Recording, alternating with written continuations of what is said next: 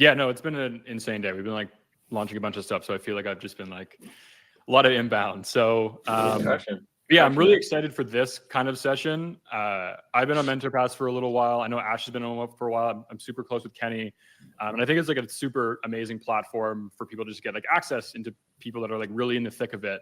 And so what we thought would be cool for today is to do like for everybody in the chat right now, just be like a fly on the wall during a live MentorPass session. And Ash is going to break down Ben's ad creative. And so I'll let you guys take it away from here, just as if it was like a normal MentorPass call. Ash and Ben, please give like an introduction to yourselves of what you guys are working on. And yeah, I'll let you guys take it from here. Cool. Awesome. Thanks, Zach. Hey, everybody. My name is Ash. I am the co-founder and CMO of a health and wellness brand called Avi. About 4 years old.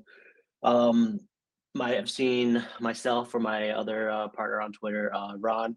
But yeah, I pretty much handle all of our paid media, landing page development, website development, creative strategy. And, I've been on MentorPass for the last year, trying to help whoever I can, whether that's, ad account, audits, structures, creative processes, pretty much what I do for Avi. How can I help you do it?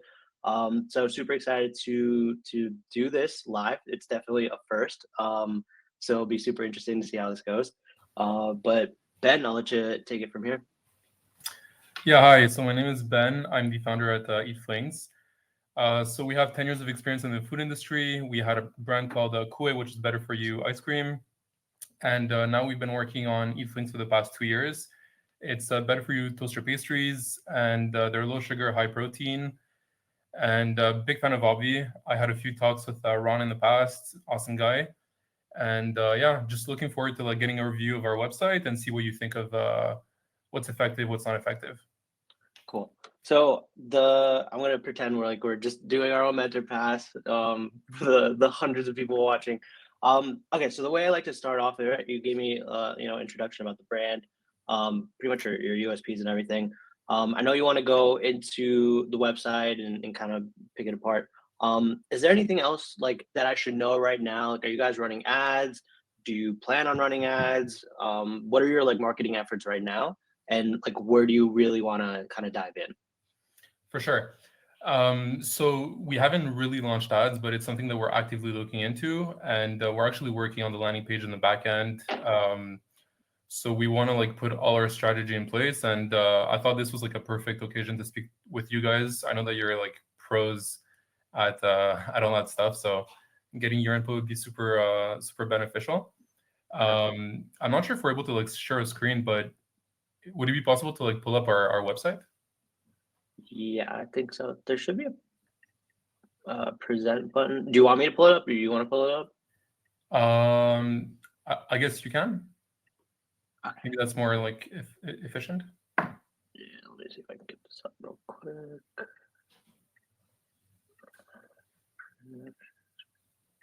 Okay, so I'm gonna pull up your website, right? Yeah, it's eatflings.com. Okay, cool. All right, we got it up. Yeah, perfect. I see it. Okay, cool. So I'm gonna just kind of go through it. To be transparent, I went through it, just 10 minutes before, just to kind of go through it a little bit. But I'm gonna go through it right now and kind of give you like a live, I guess my live thought processes as I kind of go around, right? So right off the bat, super clean. The one thing, especially loading on here, if you hadn't told me that you were that high protein, low sugar toaster pastry, I don't get that right away, right? Unless I'm kind of like looking at it, it kind of looks like a Pop-Tart. Great. The better rectangle, I think we could really nail a better headline here. I think people to look at some of the goats in the space would be like Magic Spoon, Oats Overnight. If you go and take a look at their website, let me see if I can actually pull it up. Right, so you take a look at Magic Spoon, right? High protein cereal to power your days. Like instantly, you know what you're looking at, right? Oats Overnight, oatmeal reimagined, breakfast beyond the bowl, 20 grams of protein, 20 plus flavors, right? So now when you're looking at, you know, Flings, the better rectangle, I think you guys can come up with a little something more hard hitting, right? I think it could be, you know, something like the toaster pastry reimagined, 10 grams of protein, whatever it is. You know, high protein toaster pastries to power your day, right? So taking some examples from some of these brands that have really nailed it, I think can really move the needle here, right? So I think above the fold, what you want to happen is I want to know exactly what this is without a doubt of what, like without a single doubt, right? So moving on, future of toaster pastries has arrived. Like that is a great headline, right? That should really be up here, right? Like the better rectangle. I don't know if people in the chat what you guys think, but maybe agree. Maybe this might be the headline that needs to be up top, right? Low sugar, high protein, low carb, great. Right off the bat, I'm immediately thinking, well, how much sugar, how much protein, how many carbs, right? We kind of go into, all right, it's keto friendly, gluten free, great. The flavors look amazing. Hot chocolate, summer strawberry, sticky cinnamon. Like I'd be trying all of these for sure. Social proof, nailed it. And then socials, right? So I think it's a good start. I think there's a few things that I want to kind of move back up here, right? Future of toaster pastries has arrived. I want to know, right? If I'm coming here and I'm looking for an alternative to obviously Pop-Tarts, right? High sugar, low protein. I'm coming here and I want to understand what am I buying right off the bat, okay? For websites or brands that have one specific product, I think the homepage really should have almost everything, right? That in itself can be its own landing page, right? So right now I'm thinking, all right, what are my macros? I gotta go shop now. Variety pack. Macros are kind of there, can't really tell. Kind of scrolling down. Again, it's here. I still haven't gotten to the macros. Okay, here, right? So now it's taken me a couple scrolls just to get down to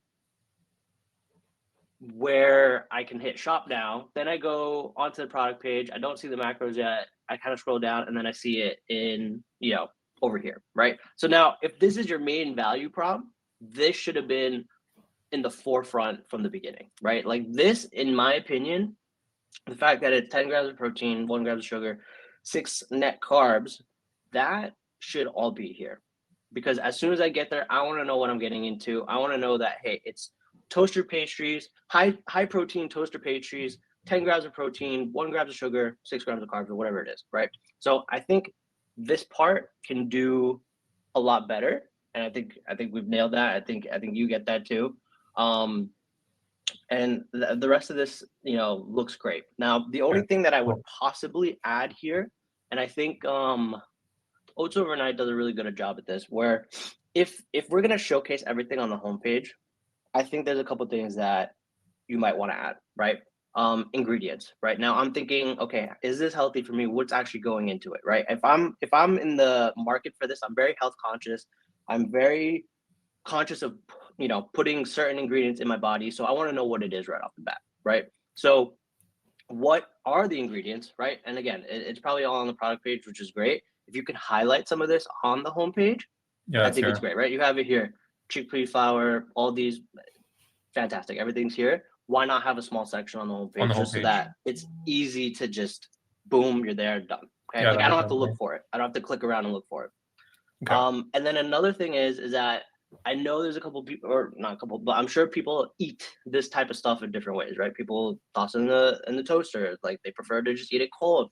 Some people like to like stick it in the freezer for a bit and have like a dessert, you know. So that's on our packaging. That's great. Like that should be on the homepage too. Yeah, this is like our packaging, and it's on this side. We have like all the different options on like how to eat it. At that exact section, 1, 2, 3. Yeah. Stick it on a section on the homepage, right? Okay, again, cool. I keep referencing Magic Spoon and Oats Overnight, but I do that because these guys have really crushed it. Oats Overnight has a whole section of just like how do you use it, right? Yeah. And so those are the couple things that I would recommend changing on the homepage. Otherwise, I think everybody can agree it looks amazing. Like a couple of comments here saying, "Yeah, I'm hungry now." What do you think of our pop-up, the Get 5 off? Like it's on the Yeah, 5 bottom off. left there. Yeah. So and a couple people, that are probably listening in, one of the biggest things that we moved away from was giving a discount right away. What we've actually moved towards is cash back, right? And so we use an app called Fondue. So instead of giving a discount or even cash, right? Basically, the cons of doing that is say your order is $100, right? I'm immediately giving you 20% off. My gross is now $80, right? That's the max money coming into my account. With cash back, what ends up happening is that I'm getting the full $100 up front, right? On the back end is when the customer can actually redeem the cash back. So say it's 20%. They'll get $20 back either in a Avi gift card or a Visa gift card, right? What actually happens here, and this is the beauty of using cashback, and this is backed by thousands of usages for this on our website. 50% of the people that initiate cashback offer don't even do anything with the cashback, right? So that's money that we've saved instead of giving it away as a discount. 30% actually redeem the cashback in a gift card back to Avi, right? And then the other 20% actually redeem it as a Visa gift card.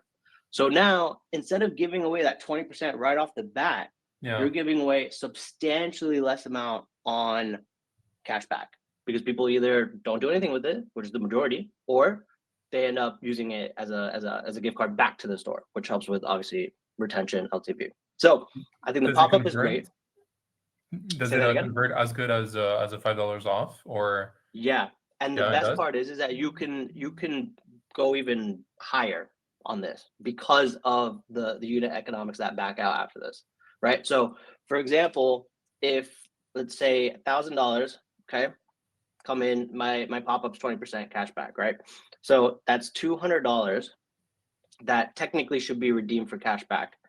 $100 of it doesn't even go anywhere. What's the math? I can't math right now.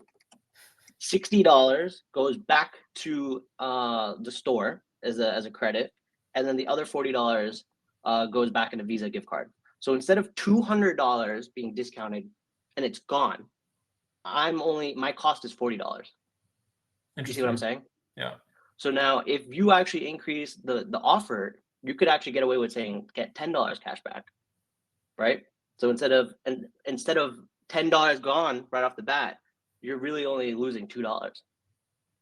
Interesting. And it's even less than the $5 off. So the pop-ups and everything, I really urge people to kind of go in, check out Fondue. It's great. It's great for your pop-up promo. We've been testing it on, instead of site-wide sales, we do site-wide cash back. So we can go even more aggressive on it. So like typically we don't do like 30% off. Like that's a Black Friday deal. I could do 30% cash back, and I know that only 20% of the people are actually going to claim something that's going to come out of my pocket, versus the other 80% are not doing anything, or they're getting a gift card back to Avi. So I think that's something to consider, an A/B test.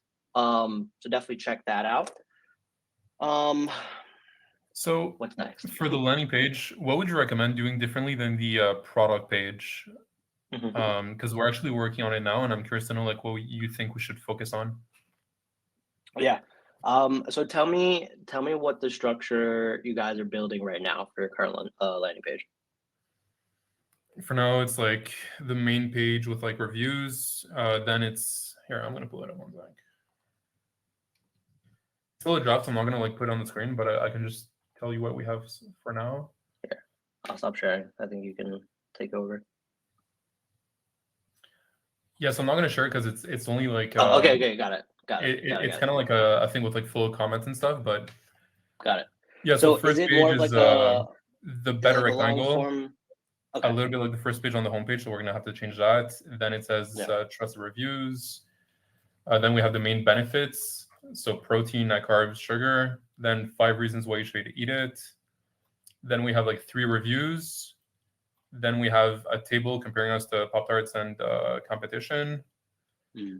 More reviews, main ingredients, product shot. product flavors,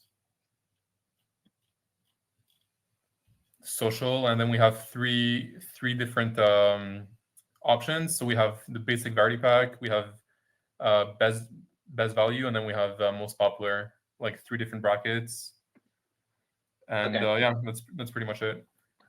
Got it. So for landing pages, I think the biggest thing for me has always been, I think the biggest thing that moves the needle is genuinely the offer, right? We've tested a bunch of different structures. We've tested listicles. We've tested long form landing pages, which is what it sounds like you're creating now. The copy of the page is what drives. Imagery also very much drives a lot of what builds into the conversion rate. So when I look at this, is I look at the flow of things, right? So if you take a look at some of Avi's landing pages, you kind of have your above the fold, right? What we were talking about on your homepage, literally telling them what this product is right off the bat, right? So like for us, one of our taglines is the better tasting collagen protein, right? So now you know, all right, you're coming in, okay, this is a flavored collagen, tastes good, let me learn more about it, right? Then we kind of go into why people want or why people should take collagen, right? So your whole thing here is, yeah, you have the us versus them, but I would want to like drive that home, right? Like, why did we make this product? Why should you care about this product, right? And the whole thing here is high protein, low sugar, low carbs, right? What are some of the health sorry, what are some of the what's the word? I guess what are some of the cons of eating some of these Pop-Tarts, right? Like it's tough to go up and say like, hey, these Pop-Tarts suck, take this instead, but you should explain that, right? Why is high sugar bad for you? Why should you be switching to a high protein diet? What are some of the benefits of switching to a high protein diet, right?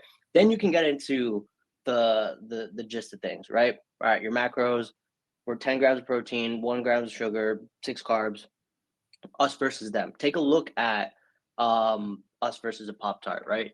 They have. Can you see it or no? Let me pull it up. Okay, yeah, there you go. So yeah, this is it. There you go. Yep, better rectangle, try variety pack. That's how that looks good. You got social proof on top. The only thing, like I said, the only thing I would change on the top, headline. Yeah, I love the header, the announcement bar, up to 15% off of free shipping. Got the countdown, the CTA. You got your macros. I love this. The 5 reasons why. So good. So now here's the thing, okay? And I think you're doing a really good job at this, which is how much do you cost against a Pop-Tart, right? I can go get a Pop-Tart, a whole pack. I'm sure maybe you could tell me what does it cost me to get a Pop-Tart? Yeah, it's dirt cheap. It's like $4. Right. And for you guys, it's obviously a lot more, right? So how can you showcase that? How can you, I guess, back up that price? And this is the way to do it, right? Here's 5 reasons why. So I think scroll up a little bit more. Yeah. 5 reasons why filling orders for fit lifestyles. I think this is good. I think I would also A/B test the section where it kind of talks towards how do you combat the price a little bit subconsciously, right? So if I'm looking at this, so I don't think like we don't want to go for the Pop-Tarts audience in the first place. Mm-hmm. Like going into ads, like we want to target people who are like into keto, people who are into fitness, people who are into like healthy lifestyles. Just because like the person who's gonna buy a Pop-Tart is not gonna buy a fling. Yeah, no, I think that makes sense. Makes total sense. Then I think this section is great, right? I think scroll down to the keto friendly, fiber, sugar, protein, net carbs, right? Okay, so I think one thing here is when I was taking a look at the website, right? You have 3 boxes, 12 of them, right? That's how much I'm getting for I think $30. So I think one thing that you can do instead of doing like, okay, price per serving, which would kind of be a lot and a little off-putting considering, like you said, you can get the alternative, which is a lot less. I think what I would do here is maybe price per, I think Kenny beat me to it. like literally price per grams of protein, right? And I think that's probably one of the biggest things here, where you can actually showcase the value, right? Where you're a little bit more expensive, but if I say like, okay, well, price per protein is X, and like the price per protein on the alternative is a lot higher technically because they have no protein in it, then that is where you'll win, right? So I think that's a really solid. Can you beat Yeah, I me to agree. it? But yeah, I think it's a 'Cause- great way to showcase the value and price. Yeah, it's like when people like consider flings, like they should compare us to like a protein bar over a Pop Tart, just because it's not the same category, I would say. Well, are you comparing yourself in the us versus them to maybe some of the top protein bars? No, we don't. We really compare ourselves to toaster pastries. Yeah. So possibly take a look at some of the top performing, protein bars that do have that, high affinity, brand affinity. And I think that's where you can, like you said, if you're going up against the protein bars, it's a good way to do it there. I think the Yeah. rest is great. I think the ingredients are perfect, meet the flavors. This very much gives me Magic Spoon vibes, which I love. Got socials. And here Now, we're gonna here's have the like three offer, options here, right? but it's still Okay. a drop, but yeah. Perfect. So the one thing that I've experimented with is our offer, and I'm constantly experimenting with the offer, right? Now, if you're gonna go back and you're gonna start running ads, obviously you're making a landing page to run ads to. When coming up with an offer, the biggest thing here is to really understand your unit economics, right? We've done certain things where like, all right, let's do bundle and save, toss in free gifts, right? Where it's kind of like, all right, this looks like a good offer, but we never really backed out and looked at the numbers, right? One of the biggest things here is that what you should be doing is, what is your goal, right? Are you trying to be profitable on the first order? Are you just trying to break even? Are you okay with being, just a little under, losing a little bit on each order, right? That is where you have to understand what your goal is here and work backwards, right? So we can toss up a million offers of different buy boxes or whatever it is, and that's where I think you should really understand what your numbers are, right? So I'll give you an example from our end. One bottle of our collagen burn is $39.99. Okay, our cogs are $5. Shipping is another $6. Transaction fees, and whatever else that kind of goes into that, right? I'm basically getting out what is my net profit after all of my fees, right? And I know that number is going to be my allowable CPA to break even, right? So the way that I look at it is really a new customer ROAS. So I'm taking MSRP divided by net profit, and that will give me, all right, well, my break even point is a 1.5, right? Or my CPA or allowable CPA is $25. So that when I'm actually running the ads, I know where I fall on either being profitable, break even, or losing a little bit, right? So when crafting these offers together, a lot of people don't realize it's like, oh, well, I want to bundle and save, and I want to get people to buy more. But technically, if you are discounting, there is a delicate balance between discounting a lot and how much it will actually take to break even on that big bundle, right? A lot of people will save on buying more, but you actually have to work harder at converting better to actually break even more. So that's one thing to consider. I do like doing offers in threes, right? And I think the reason is I like to price anchor a lot of things. I always start with my highest price bundle first, go for the second highest and the lowest. I think if anybody's doing something like this where it's like a 1 month, 3 month, 6 month supply or whatever it is, try price anchoring, kind of swap it around. You want to kind of start off high and people be like, oh shit, okay, this is it's $100, it's $150, then going down to the $80 option, then going down to the $40 option. What you end up seeing happen is that, and we've tested this both sides, where we put low to high, high to low. High to low increased conversion rate and increased the AOV, which is crazy. So for people who are kind of like in the chat and you haven't tested this, test this out. So I'll give you the suggestion there. That's the way that I would do it. I'd go high to low. One of the biggest things here is that if you are bundling, showcasing the price per serving that you're getting. For us, it's supply, right? So price per day. That's one way to kind of differentiate the value on everything there. Couple other things that you can kind of add in here is the free shipping, right? So if only certain bundles or the certain high priced bundles will only get free shipping, right? So you're kind of making that offer a little bit more incentivizing. One thing that I haven't tested yet, which I'm really keen on doing, is testing cashback offers here. So I can get a little bit more aggressive here, where like get 50% cash back, right? So now imagine being like, oh, I'm getting $100 cash back, great. But now going back to the metrics, 50% of the people don't do shit with it. So now I'm like stacking cash on this, and that's one idea we haven't tested yet. But if you guys are looking into fondue, I think I would try that. Yeah, I think the buy box offer here is very crucial. Make sure you understand your numbers. Make sure that you're communicating it very clearly. 15%? Like, have you tested like a 15% off versus like free shipping? If it's the same Mhm. value, what's more like powerful?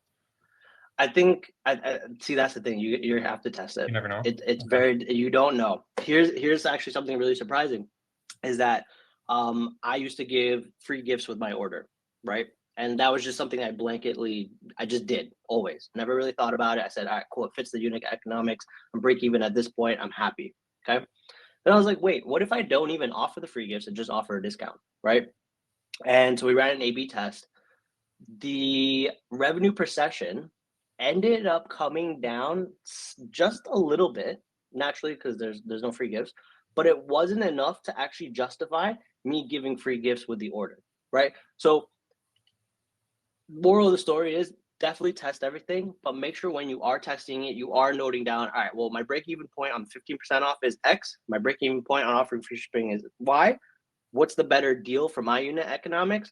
And against each other, where does per session actually net out so that one is better than the other? So that's when it comes to offer creation, literally on a spreadsheet, just come up with all the offers you possibly can, right? 1 box, 3 box, 10 box, 20 box, like whatever it is. And when you are running ads, what I do is I do a redirect test using Google Optimize, which unfortunately we'll have to find another solution for. But I'm basically just splitting the traffic. It's cold traffic, right? I'm always looking at new users that are coming across the landing pages. The landing page is the same. The only thing that's different is the offer. And I'm trying to see what ends up being the offer that produces the highest revenue per session for me. And something that aligns with my business goals of being profitable on the first order or breaking even. Okay, cool. One more question for you. When it comes to like advertisement, which channels do you think are going to work best for a brand like Flings? Yeah, I mean, I think you kind of have to understand where you net out on an AOV level, right? I think Meta is still king. I think Meta is great for volume. I think it is very difficult for brands that have an AOV under $50 at scale. So if you find that you can for somehow get into that $70 region for AOV, great. Then I think you go heavy on Meta, and then start looking at other platforms, right? Google, then TikTok, and what have you. One thing that I think Magic Spoon has done really well, and even other very lifestyle based companies, is going to be influencer marketing. One of the biggest things that we're doing now, especially coming into the summer, is how can we, and we're also launching in Walmart end of August. So how can I get a lot of people seemingly using Avi, and that's through influencer marketing and influencer seeding, right? So what I would do is, right off the bat, before you even launch, I think this would be a great product to seed to people, because one, they can try it, they'll get the reaction, they love it, great. So our whole process to seeding is, we have a couple girls at the office. You can get a VA, you can do whatever you need to do. Basically reach out to as many influencers you possibly can, right? Don't get too picky about what their followers look like, this and that, like what type of content, like they look like they kind of would enjoy the product, great, because this seems like, it has mass appeal. Shoot them a message, whether it's a DM or email, and say, hey, really love your content. We're coming out with this product. I think you would really enjoy it. I want to send it to you free of charge, no strings attached. Just want to get your feedback on it. Let me know what you think about the taste. Okay. What you'll end up seeing is about like 30 to 40% people respond and be like, yeah, sure, I'll try it. Get their address, send them a little package, right? What we do is we send like a handwritten note saying like, hey, Thank you for giving us a shot. Let us know what you think, right? Excited to hear what you think. Send the package. The cost to us sending this stuff is just cogs and shipping. Okay. These guys will get the product. They'll try it. They're definitely going to try it. If they like it, even if they like it, like just a little bit, they like it, these guys are going to post on their socials without even being asked to, right? That one is content for you that you can kind of take off, the stories or Instagram posts or TikTok or whatever it is. That content is for you, right? And you know what you that costed you? Cogs and shipping. Okay. Yeah. Now the people that end up posting can actually be the ones that may be people that you can bring into like an affiliate program. Be like, hey, we saw that you liked it. Is there any feedback for us? We don't mind sending you more. Hey, why don't we work out something where we can work together, right? For sure. One thing that I see brands doing wrong is that when they get to this point, they're saying, hey, I'll give you 10% commission on sales you bring in. That's not going to get anybody excited, okay? For us, a break-even point on our product is a 1.5 new customer ROAS, okay? So if I'm selling a $100 product, that means that I have an allowable CPA of $66, okay? I don't know what the unit economics for you guys are, but what I offer influencers, and this is what gets them excited, is, hey, I'm not going to give you some bullshit 10, 15%. I will give you 50% commission on anything that you bring in, okay? For me, 50% commission means 2x return. I'm still profitable on a first order. So this gets them excited. This gets them excited to post as often as they possibly can, because the more they post, the more sales that they generate, more commission that they get, right? So instead of paying the upfront cost of like I want $1,000 for a reel, I want $2,000 for an Instagram post, I want $500 for a story. Fuck it. Like they are going to be down for that like 40-50% commission, and let them rip it, right? And so that's how I would start. That's how I would start here. Any brand, honestly, starting out from scratch, like it's gonna cost a lot to learn on Meta, which unless you have the money to just kind of test and blow thousands to really understand what's going on, influencer marketing is the cheapest way to really get content and to get organic reach and to at least get you started so that you can now start using that content on Meta ads, start using the content everywhere else, even on your landing pages, on your homepage, right? Having that social proof is crucial. So I think just curious, like, do you guys use any software to find influencers, or is it just organically? Yeah, so it's a little bit of both. So right now we use this platform called Incense. They have a really big database for influencers. Easy to search and just gift and just seed, right? On the other hand, we're also just reaching out to people that kind of come up on our radar. We're searching hashtags, we're searching videos on TikTok, right? So like, oh, recipes for this, and whoever's posting that. One of the biggest things is once you start finding some influencers that you like and that you find have done well for you, they start posting for you, this and that, going and looking at who they're following, because they're most likely following people similar to them. And so that in itself just becomes this web. You go into their following, and then they're following. Yeah, exactly. And so you'll find similar people to them. So yeah, if you can use a platform, it's great. It's Incense, and just organically, like who kind of pops up, and what we do is we try to reach out to 500 people a week, and hope that a good amount of people end up saying, yeah, we're down to try it, and end up posting, and that just becomes content for us, organic reach for us. And Daniel's in the chat, there you go. Yeah, I think I would definitely work on influencer seeding at parallel to also getting started on Meta, because organic reach really helps performance for Meta too.